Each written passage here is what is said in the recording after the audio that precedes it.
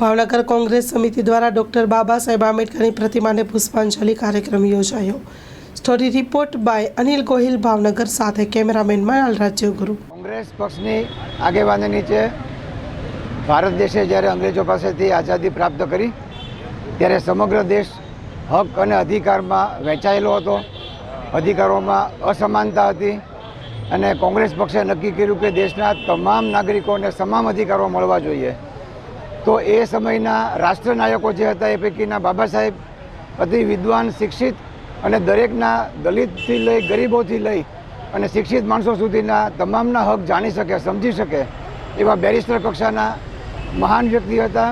તેમની આગેવાની નીચે તમામના હકોને સમાન રીતે અધિકાર આપવામાં આવે એવું નક્કી થયું ને ભારતનું સંવિધાન બનાવવાનું નક્કી કર્યું। બાબા સાહેબની અધ્યક્ષતામાં ભારતનું સંવિધાન અસ્તિત્વમાં આવ્યું અને આ જ સંવિધાન છે કે આજ સુધી દેશ અખંડિત રહ્યો છે। છેલ્લા 10 વર્ષથી અમુક સાંપ્રદાયિક તાકાતોએ દેશમાં વિભાજન કરવા પ્રયત્નો કર્યા, પણ એ જ બાબા સાહેબના વિચારો અને એ જ સંવિધાનને કારણે એ લોકોને કારમી હાર મળી। બાબા સાહેબના આ દેશના નાગરિકો જેટલો આભાર માને એટલો ઓછો છે। આજે બાબા સાહેબની પુણ્યતિથિ છે। ભગવાનને પ્રાર્થના કે તેમનો આત્મા જ્યાં હોય ત્યાં અતિ સુખ અને શાંતિ પ્રાપ્ત કરે અને ભારતની ઉપર હંમેશા એમના આશીર્વાદ પ્રાપ્ત થયા કરે।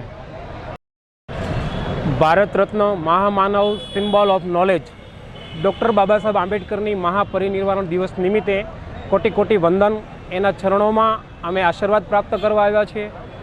આજનો દિવસ ખરેખર દેશ માટે કભી ખુશી કભી ગમ જેવું વાતાવરણ છે, કારણ કે બાબા સાહેબ આંબેડકરે સંવિધાનિક મૂળભૂત હક અધિકાર આપ્યા, પરંતુ વર્તમાન સમયમાં જે સરકાર સંવિધાન ઉપર હુમલા કરી જે નાના સમાજને ટાર્ગેટ કરી રહી છે, જે મૂળભૂત હક અધિકાર ઉપર ત્રાપ મારી રહી છે, એ ખરેખર ખૂબ જ દુઃખની બાબત છે।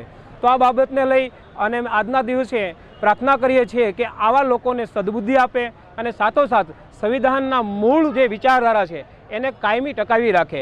આ સાથે અમે આવનાર દિવસની અંદર બાબા સાહેબની મૂળ વિચારધારા લોકો જન સુધી લઈ જશું અને આવનાર દિવસમાં જે સંવિધાન ઉપર જે હુમલા કરી રહ્યા છે એ લોકોને અમે ખુલ્લા પાડશું। તમે જોયું હમણાં મહીસાગરની ઘટના, બહુ જ દુઃખદ અને કલંકિત ઘટના, જે એક કલેક્ટર કક્ષાની વ્યક્તિ એક સમાજના વ્યક્તિને અપમાન કરે છે, એ ખૂબ જ દુઃખદની બાબત છે, બહુ ખૂબ જ ગંભીરની બાબત છે।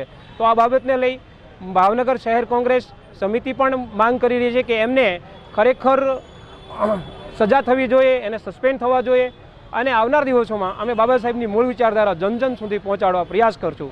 જય ભીમ, જય હિન્દ, જય કોંગ્રેસ। ગુલઝાર મુસ્તફા સાર્વજનિક ટ્રસ્ટ આયોજિત 13મી સમૂહ સાદી।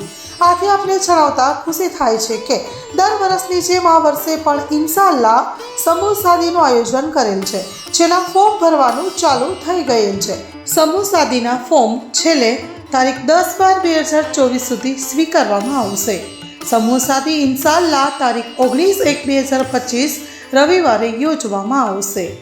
ફોર્મ મેળવવા સંપર્ક કરો Haji Mohammad Rafiq Jusab Baloch, Bharat laundry, Jat tea house સામે, Mota Pir road, Sanjognagar, Bhuj, Kutch. Mobile number 9687314318।